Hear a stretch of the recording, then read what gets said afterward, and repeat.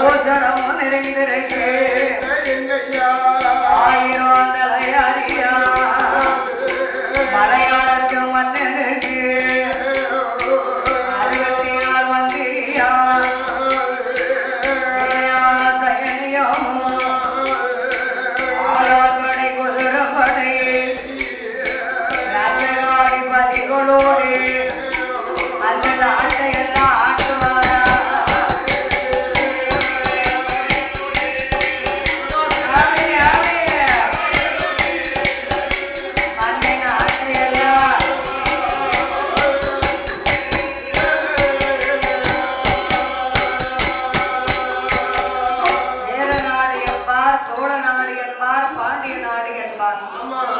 இதிலே செழித்த தேசம் சேரநாடு.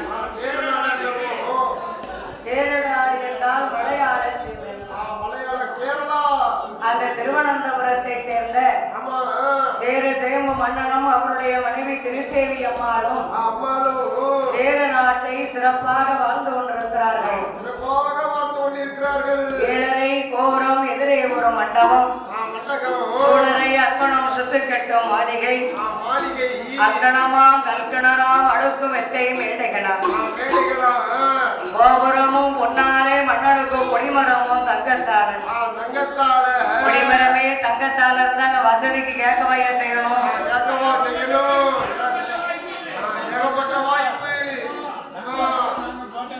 யாரு போட்டது? நாங்க போட்டதுன்னு சொல்லுங்க ஐயா. அப்ப போட்டாவோட நமக்கு தங்கம். நாங்களா போட்டிருக்கோம் உங்களுக்கு வேணும்னு. ஐயோ பாவம்னு சொல்லி உங்களுக்கு தங்கத்தாலி போட்டிருக்கோம். சொன்னோம்ல இந்த தாயத்தை கூட நாங்க பண்ணி போட்டிருக்கோம். அதனால சேரசேம்பு நாடை சேர்ந்த திருவனந்தபுரத்திலே சேரசேம்பு மன்னனுக்கும் திருத்தேவி மகாராணிக்கும் 1000 தலையாரிய 64 மந்திரி, சேரா சைனியங்கள், ஆளால் படை, குதிரைப்படை, கஜகாதிபதிகளோட பட்டத்து யானையோடும் மன்னன் பவனி சுற்றி வருவது வழக்கம். இப்படி சிறந்தோங்கி வாழ்ந்து வரக்கூடிய மன்னனுக்கு எல்லா செல்வ வளங்களும் நிறைந்திருக்கு.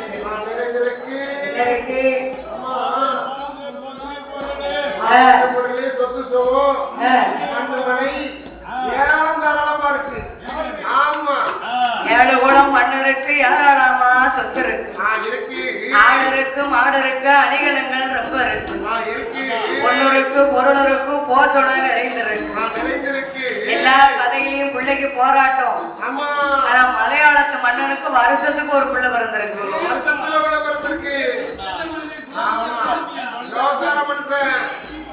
அதாவது திருத்தேவி மகாராணிக்கும் சேரசேம்பு மலையாளத்து மன்னனும் சேர்ந்து போடுவான் நாளில அந்த திருத்தேவி அம்மாளுக்கு தல நாளையில ஒரு ஆண் குழந்தை பிறக்கின்றது. பாதம் கொண்டு வயர் விளைந்து தல நாளையில் ஒரு ஆண் குழந்தை பிறக்க குழந்தையும் பிறந்து மருத்துவம் பிள்ளைய பக்கத்துல. அப்ப திருவிளக்கு ஏற்றி திருத்தேவி மகாராணியும் குழந்தையும் அசந்து படுத்திருக்கின்ற பொழுது ஒரு வண்டானது இறைந்து ஓடி வந்து திருவிளக்கையும் அமர்த்தின நேரம் அந்த அம்மா திருத்தேவி மகாராணி அமர்ந்திருக்காங்கல நிற்கிற அவங்க நாசிக்குள்ள இருந்து ஒரு சர்ப்பம் எழுந்திரித்து வரணும். யார் நாசிக்குள்ள இருந்து? திருத்தேவி ராணி நாசியிலிருந்து ஒரு சர்ப்பம் தோன்றி அந்த பிறந்த குழந்தையை தீண்டி விடணும். மறுநாள் காலையில மக்கள் எல்லாம் போய் பார்ப்பாங்களாம். குழந்தை இறந்து படுத்து கிடக்குமா. இப்படி அந்த திருத்தேவி மகாராணிக்கு எத்தனை குழந்தை பிறக்கிறது தெரியுமா? 5 குழந்தை. 5 குழந்தை.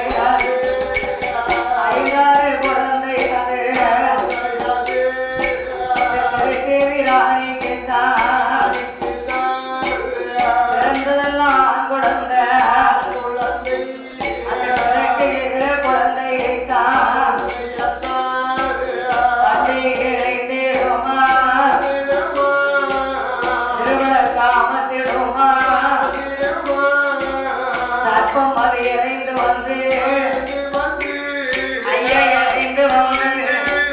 குழந்தைய திண்டிடுமா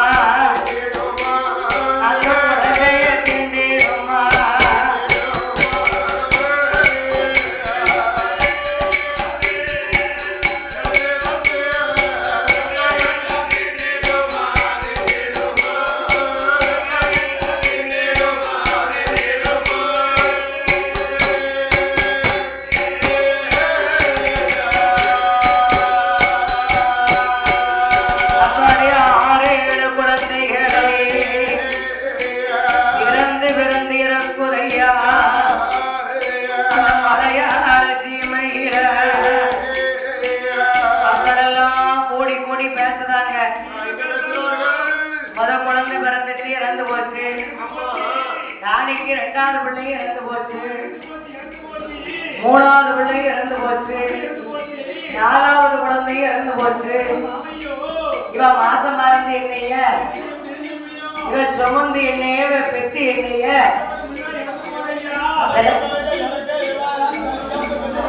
இவ ஏன் சலிக்காம பெத்துக்கிட்டு இருக்கா அப்படின்னு மலையாளத்து ஜனங்கள் எல்லாம் பேசுகிற போது அந்த அம்மாவுக்கு மனசுக்குள்ள கவலை. ஆண்டவா பத்தனாரா, ஏ மகாதேவா என் பெருமாளே நாராயணா, பிறக்கும் பிறக்கும் குழந்தைகள் எல்லாம் இறந்து கொண்டிருக்கிறது ஐயா. இன்னல் இடைஞ்சலை தெற்கு வேண்டும் என்று திருத்தேவி ராணியார் பள்ளடைக்க போதும்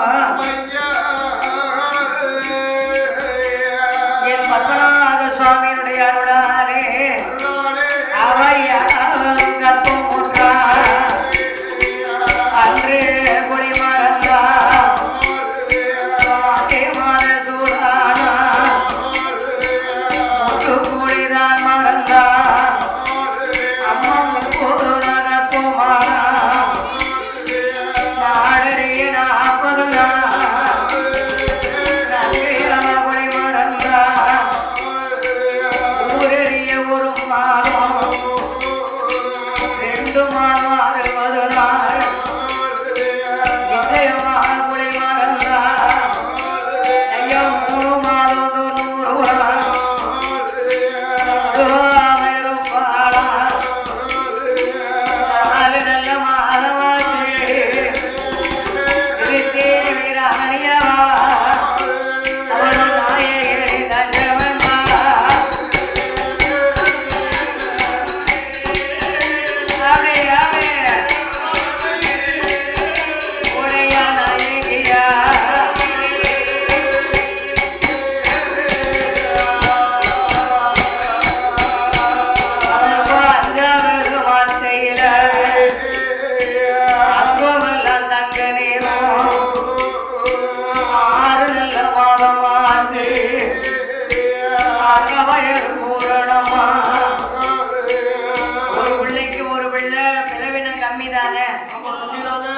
நல்ல பிள்ளைக்கு இருக்க பலம் 2வது பிள்ளைக்கு இருக்காது. 2வது பிள்ளைக்கு இருக்க பலம் அந்த அம்மாவுக்கு 3வது பிள்ளைக்கு இருக்காது. அந்த காலத்துல 10 பிள்ளைக்கு தாயா இருக்காங்க. மக்களை பெற்ற மகராசின்னு பேர் வைக்கிருக்காங்க.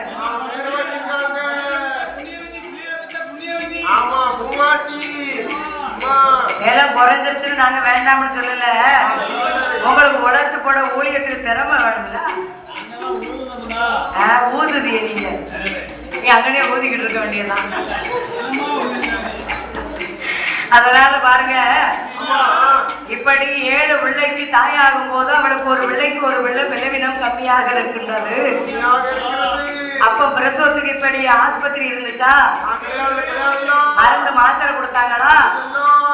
ஊசி போட்டாங்களா?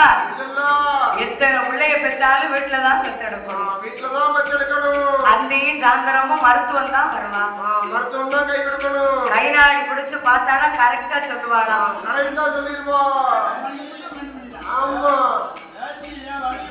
என்னம்மா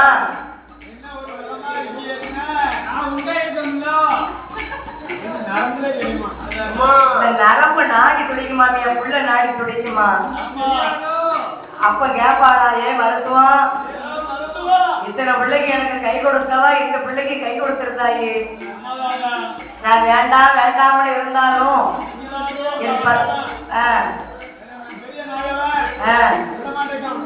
அவன் விட மாட்டேக்காது பெரிய நாயம். அதனாலே பாருங்க, உங்க 2 பேருக்குமே வாங்கி வெண்டைக்காய் சாப்பிட்டு நினைக்கும். உடத்துக்கு வந்த உடனே உங்க 2 பேருக்கு வாங்கி கட கட கட கட.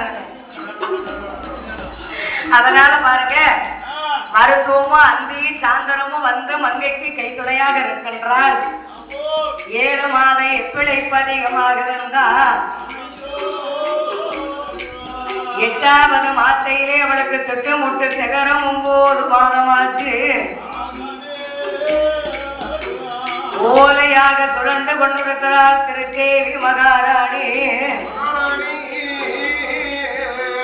10 மாதம் ஒற்றுமற்ற பலன் தரும் நாளாக ஸ்ரீமன் நாராயணனாகிய பெருமாளை மனதிலே நினைத்தார். பெருமாளே மகாதேவா, ஏ பத்மநாதா, இந்த குழந்தைக்காவது கை கொடுத்து காப்பாற்றி கொடுக்க வேண்டும் என்று அவன் உள்ள முறையே ஆண்டவன் பெருமாள் நினைத்த போதும் பெருமாளோ பெற்றெடுக்கும் பருவகாலங்கள் நெருங்கி வர அந்த சமயத்திலே வண்டி இறைவதை நாம பார்க்கணும். அம்மா நாசில் இருந்த நாகம் தோன்றி அந்த குழந்தையை தீண்டுவதையும் நாமல் அறிய வேண்டும். ஈரேழு உலகங்களை எல்லாம் ஓர் வழியாக அளந்த கண்ணன் அல்லவா? அவருக்கு தெரியாத மாய கலி உலகிலே இருக்கா? இல்லவே இல்லை. அதனால் என் பெருமாள் ஆகாய மார்க்கமாக அந்த ராஜாவுக்கு ஒரு ஆணைக்கும் தெரியாம தேவி மகாராணி அரண்மனையிலே ஒருவருமாக ஒளிந்திருக்கின்றார்.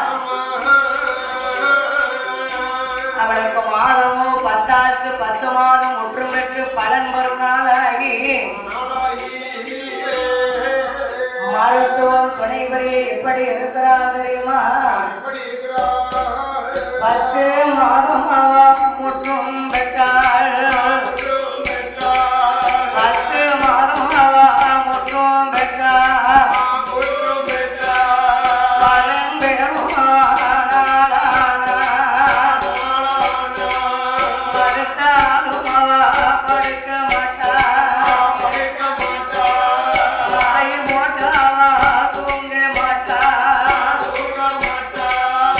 ஏடி ஏடி மருத்துவம் இந்த விதி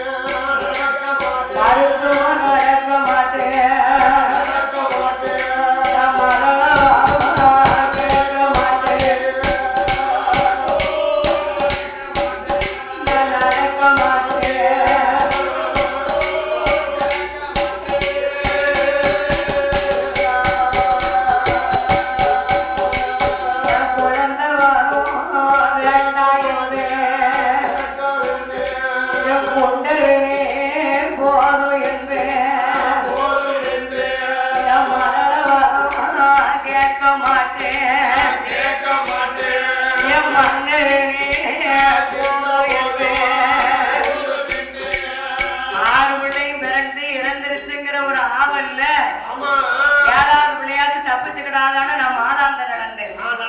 நான் மதளவதம் கேட்டேன். நான் கோயிலுக்கு போனேன். கும்பிட்டு தரிசனம் செய்தேன். ஏ மருத்துவ, இந்த வலி எனக்கு தெரியுமா?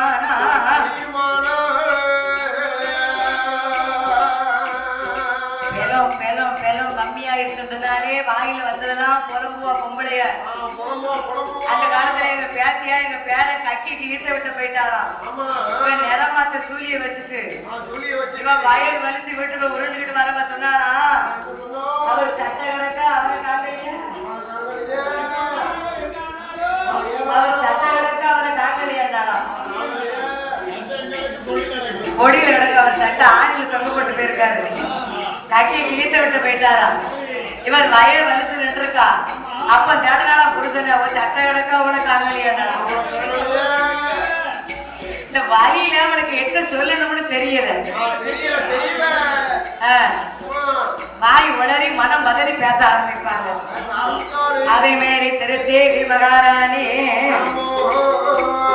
ஏ மருத்துவ, இந்த பிள்ளையாவது பெற்றெடுப்பேனா? நான் விடை மோசமாவேனா? எடுப்பேனா? நான் எக்கரியாவேனோ மருத்துவம்?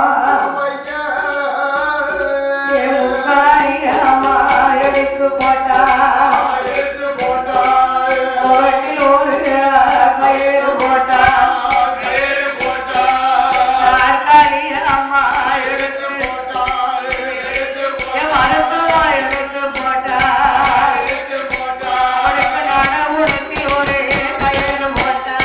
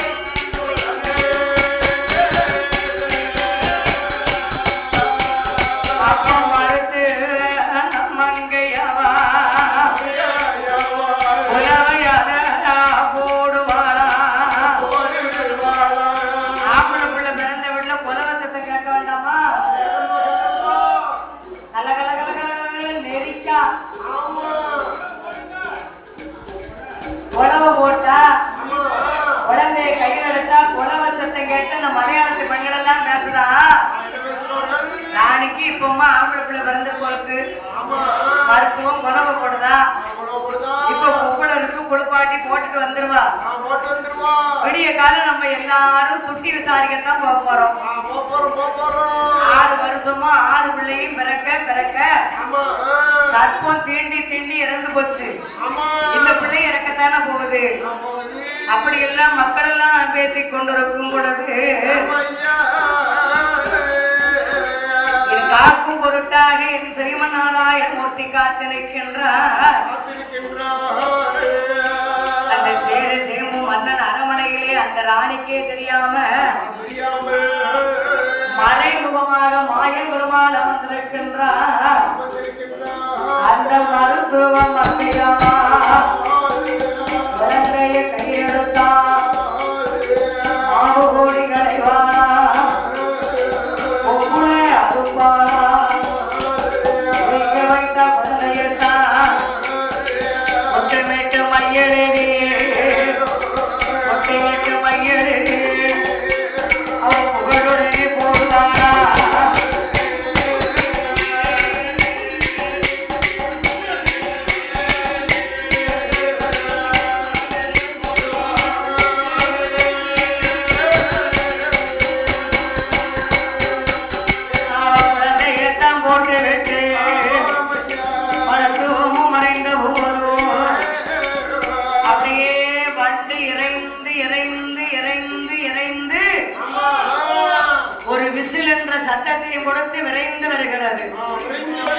என் பெருமாள் கண்கொள்ளா காட்சியா மறைந்திருக்கின்றார்.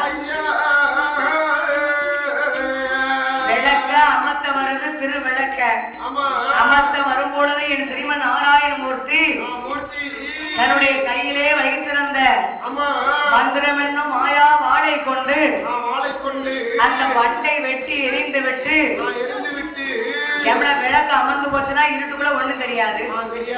இந்த வண்டு தானே விளக்கு அமர்த்துது அப்படின்னு விரைந்து வந்த வெண்டை வெட்டி எரிந்து விட்டு காக்கும் பொருட்டாக காத்து நின்றார் என் பெருமாள். அப்படியே அந்த தாயின் தேவி மகாராணி கண் அசந்து உறங்கும் போது அவன் ஆசையிலே இருந்து ஐயா சர்ப்பம் அவருடையா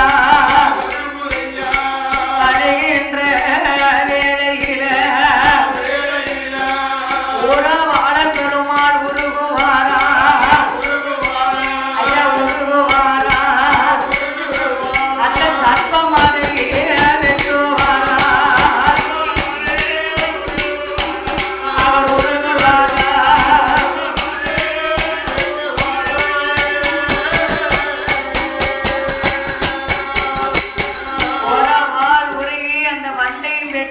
சர்ப்பத்தை வெட்டி என் பெருமாள் மாயமாக ஒரு குழந்தை வடிவம் கொண்டு நம்ம யாரு என்ன எவருங்கிற விவரத்தை இந்த மலையாளத்து மண்ணை அறிய வேண்டும்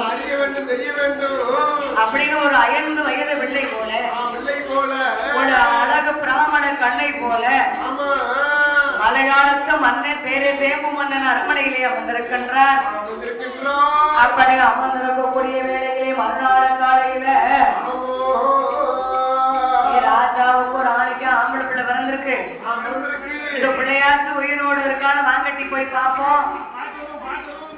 வாங்க வாங்க